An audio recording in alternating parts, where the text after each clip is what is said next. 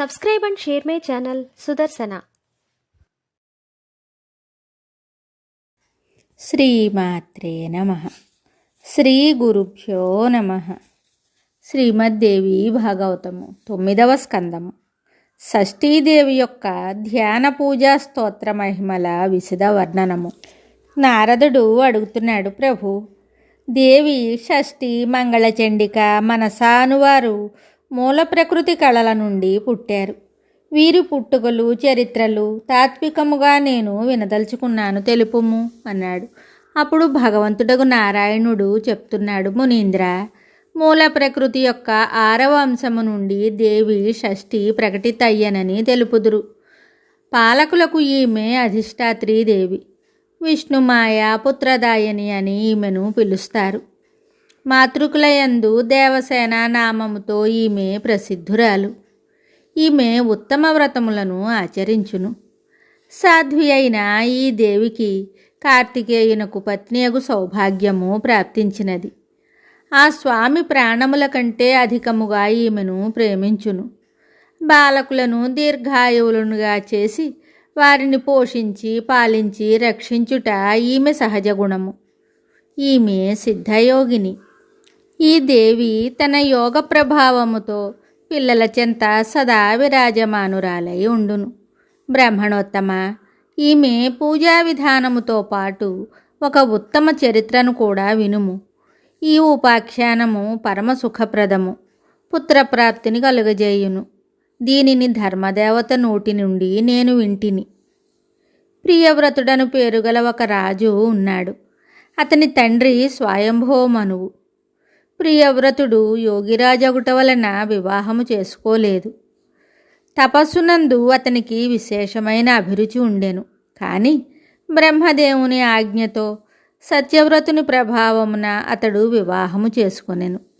మునీంద్ర, పెండ్లి తరువాత చాలా కాలము వరకు అతనికి సంతానము కలగలేదు. అప్పుడు కశ్యపుడు అతనితో పుత్రకామేష్టి యజ్ఞమును చేయించెను. రాజు యొక్క పత్ని పేరు మాలిని. ముని ఆమెకు యాగచరువును ప్రసాదించెను. దానిని తినిన తరువాత రాణి మాలిని గర్భవతి అయ్యను. కొంతకాలమునకు ఆమెకు స్వర్ణకాంతితో భాసిల్లు ఒక కుమారుడు జన్మించెను. అన్ని అవయవములు కలిగి ఉండి కూడా అతడు మరణించి ఉండెను. అతని నేత్రములు తిరగబడి ఉండెను.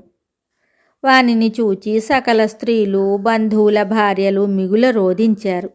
మరణించిన పుత్రుని వలన తల్లికి సహింపరాని దుఃఖము కలిగెను. అంతటా ఆమె మూర్ఛిల్లెను.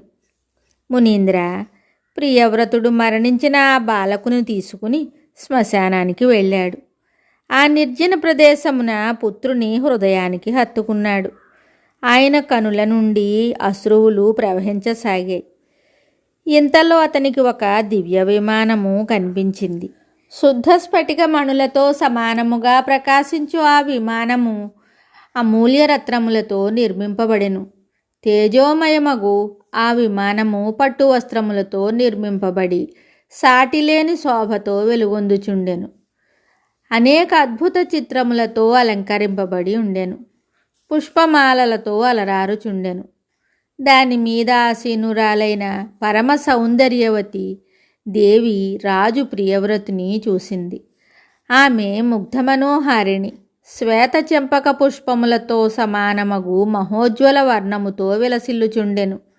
ఆమె కారుణ్యము సుస్థిరము. శోభాయమానమైన ఆ దేవి చిరునవ్వుతో భాసిల్లుచుండెను.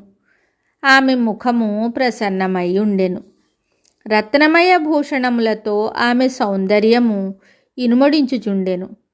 యోగశాస్త్ర పారంగతురాలైన ఆ దేవి భక్తులను అనుగ్రహించుటలో నిరతయ్యి ఉండెను. మూర్తీభవించిన కృపవలే ఆమె దృష్టి గోచరమగుచుండెను. తన ఎదుట విరాజమానురాలైన ఆ దేవిని చూసి రాజు బాలకుని భూమి మీద పడుకోబెట్టాడు. మిగుల ఆదరముతో ఆమెను పూజించి స్తుతించాడు. నారద, ఆ సమయమున స్కందుని ప్రియురాలగు షష్ఠీదేవి తన తేజస్సుతో దేదీప్యమానురాలై ఉండెను. గ్రీష్మకాలపు సూర్యుని వలె ఆమె విగ్రహము ప్రశాంతమై మెరుపులీనుచుండెను.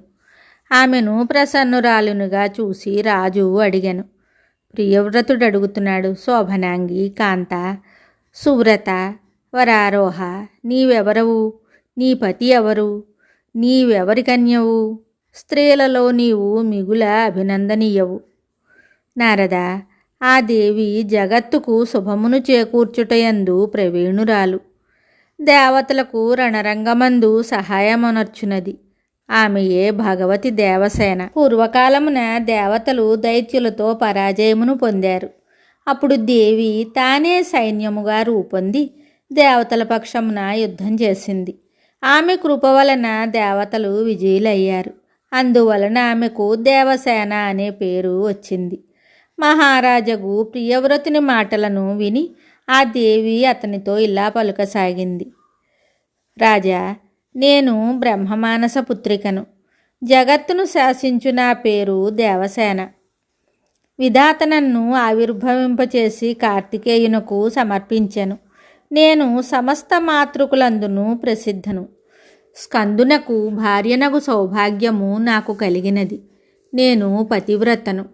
భగవతి మూల ప్రకృతి యొక్క 6వ అంశను. ఆ కారణమున దేవి షష్ఠీనామమున ప్రసిద్ధురాలనైతిని. నా ప్రసాదమున పుత్రహీనుడు యోగ్యుడైన పుత్రుని పొందును.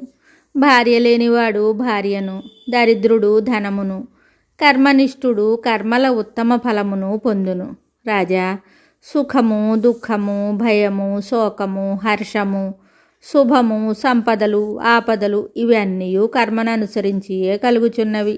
తన కర్మ ప్రభావముననే పురుషుడు అనేక పుత్రులకు తండ్రి అగును. కొందరు పుత్రహీనులవుతారు. ఒకరికి మరణించిన కుమారుడు జన్మించును, మరి ఒకరికి దీర్ఘజీవి పుట్టును. ఇది కర్మఫలమే.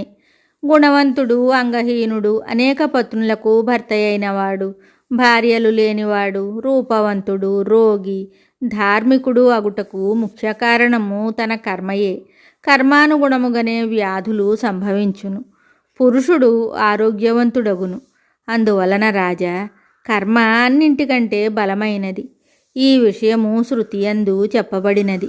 మునీంద్ర, ఇట్లు పలికి దేవి షష్ఠి ఆ బాలకుని ఎత్తుకొనెను. తన గొప్ప జ్ఞాన ప్రభావమున లీలగా అతనిని బ్రతికించెను.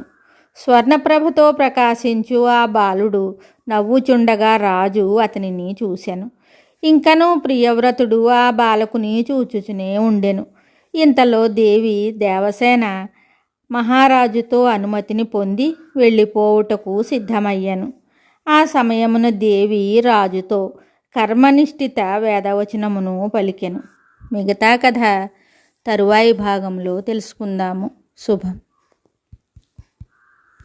Subscribe and share my channel Sudarsana.